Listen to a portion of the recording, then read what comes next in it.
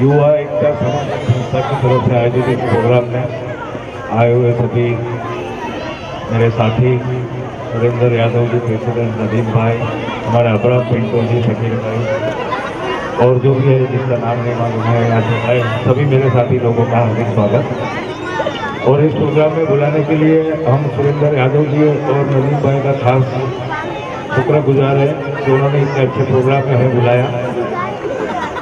ये नोटबुक वितरण नहीं है, यहाँ से कोई इंजीनियर बन के जाएगा, कोई डॉक्टर बनेगा।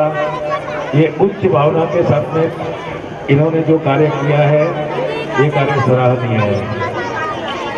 और मैं सुरेंद्र भाई और नदीम भाई से रिक्वेस्ट करूँगा कि हर साल ये कार्यक्रम आप मई महीने में लीजिए तो ये बुक्स बच्चों को ज़्यादा काम में आएंगी।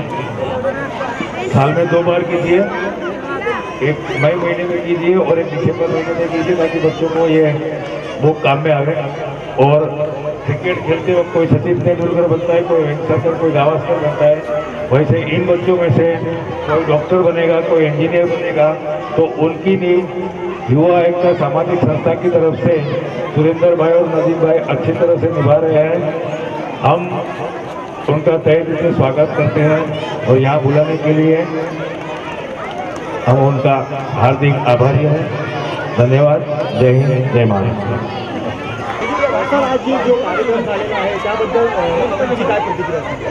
युवा एकता सामाजिक संस्थातर्फे आज आयोजित करण्यात आलेला नोटबुक वितरण कार्यक्रम हा एक चांगला पद्धतीने केलेला कार्यक्रम आहे आणि मालवणीसारखा गोरगरीब लोक राहतात त्या ठिकाणी त्यांनी हा कार्यक्रम करून एक समाजला उत्कृष्ट आणि म्हणजे बेस्ट ते त्यांनी एक ठराविक केलेला आहे आणि इकडनंच डॉक्टर आणि इंजिनियर होऊन जाणार अशी आम्हाला अपेक्षा आहे।